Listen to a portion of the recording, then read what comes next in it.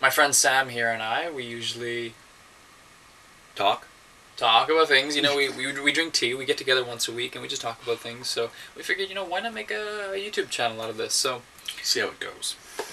we're not gonna talk at you guys. We're just gonna have our conversation and Just and you guys tell us what you think. If you think we're there's gonna be some French sprinkled in here and there. Don't mind us. So if you think we're full of shit, mention it in the comments. And if you're inclined to troll or flame, don't worry, we respect your need for anarchy, and we'll be happy to oblige. So down below in the comments. So now, before we get into anything at all, as you can see, we're drinking tea. You're not going to be reminded of this because we're only going to say it once. so from now on, it's your own responsibility to bring your own tea. We're just going to give you that look. You'll know. So right now, we're drinking tea, so we want you to pause the video and go make yourself a cup of tea and come back, and you can drink tea with us as we talk about things. And if you decide not to make tea, no worries. You might bloody loss. Yeah, you might get a little visit from the Tea Time Ninjas. They're not particularly friendly fellows. Not a colloquial bunch. But there's no shame in that death. But if you manage to survive, for next time, make tea. So go ahead and do that.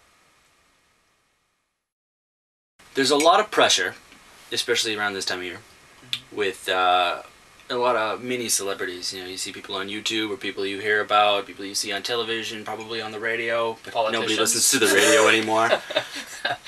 Celebrities. Encouraging you to vote because of the importance of voting and getting your opinion out, and how much weight that you have in giving your input into the system, and how much they care about what you have to say, and all of that garbage, and all that stuff. And there's a lot of really good points towards voting. We do live in a system that was built to free ourselves from the tyranny of single-minded thought and single-person rule. And we've come really far in that regard. But I think we have a lot of really good reasons why you can think twice about voting. And that's kind of controversial, and it sucks that it's controversial, because everybody goes, oh, you can't say anything about politics unless you vote because you don't have an opinion, not an informed opinion. Well, let me tell you something. I have an informed opinion. I have as much of an opinion as you do, and I carry as much weight as an ignorant person, and I'm not a ignorant person. Yeah. I think we can, really kind of surmise that and just say that if you look what's happening with the political field now, they're mudslinging, right? I mean, that's usually what it's called. Well, especially this time of year, when it gets right to the end, it starts being less about the policy and more towards, okay, this is the last, what little digs can I get in against him? What things can we dig up against him? With the Romney thing that came up recently, that was from back in May, and they didn't release it right away. And so they had that little bit of thing. They tried to get it on Obama, but he hasn't spoken ill of anybody since 1998, so... So yeah, we watched a video recently. It's about Bullshit Mountain, if you will, and you guys might not have seen it, so we'll put a little annotation right here. Jon Stewart is just a brilliant man. Check it out. Okay, so, in that video, he talks about how, Romney has problems with people that need food, shelter. The 47%. Those entitled 47%. They need their food and their roofs, and it exposes a part of him that he was trying to appeal to that crowd, which looked like, I'm not sure. I didn't research what conference that was that he was speaking at. And it was supposed to be closed doors. Or the closed doors. Well, there's a lot of closed even door talked stuff about, in government, and the we won't get into transparency in the government right now. They've been talking about people that exposed it were this, and we don't care who told us, right? The idea is that we know, right? And information doesn't belong to you. You exposed it. Congratulations. You get a pat on the back for doing your part of being a correct citizen of the country, which everybody should fucking do and not be afraid to do. Let's get into Obama a little bit.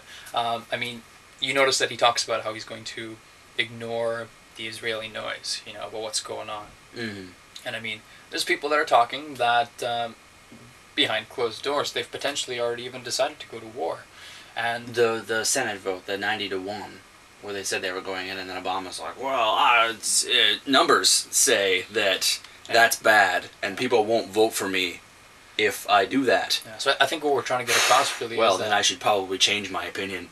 well, I think what we're trying to really say is that what's happened is people are now being forced to vote for a lesser evil, right? Well, that's always been the case, hasn't it? It has been, right? Especially Secretly, it's always back been. a couple years ago in the Bush administration, when you were voting for the country, you weren't voting for a new president. You were voting against George W. Bush being back in the White House because that man was insane. Yeah. Like, it's nice that you let him have a little turn behind the wheels, which was frightening, and put the country trillions of dollars in debt. It's not the right thing to do. I'm not sure. I wasn't really paying attention to politics at that point. Man, he was in office for 8 years, I guess. At that point, as to how he manipulated himself into that position when he was clearly not qualified. Mm-hmm. Is there an IQ test you have to take to be president? Some kind of aptitude? I believe people usually flame Bush for having a similarity to like if you fill out a card, primate relative of ours. like for the contest, and they have that little skill testing question at the bottom, like do the math equation. If they even like have a screening process, they probably could have saved lives. Even money. I mean, they could have Even money. Oh, even money. Setting lives aside. Yeah. Isn't that Bush on your shirt there? There's a striking resemblance. That's usually what people flame him for, right? For looking like a monkey? Maybe even behaving like one. No, sorry, I shouldn't say monkey, but chimpanzee. Watch Planet of the Apes; it'll change your life. Caesar knew what he was talking. Caesar didn't know what he was talking. And he was talking. No. Well, I mean, yeah. Okay, you know what? That even ties right back into what we're talking about here. I mean, Chimpanzees? you know, talking. I mean, like if you look at politics, what are they doing? They're Talking monkeys. They pretty much are, right? The mudslinging. We're right back in it. The mudslinging, fecal defenestration. You know, the way fecal matter. But what the are way they that they chew each other apart. And they're trying to sell us something, right? Absolutely. They've become salesmen for something that they claim is better or they think is better, and they're just trying to convince you that, hey, no, this is the right way. And they don't care what you really think. I mean, you go to vote for somebody that reinforces your opinions, but when you see or follow like a specific politician at many different events, you see the changes. Yeah, the differences in what they're saying.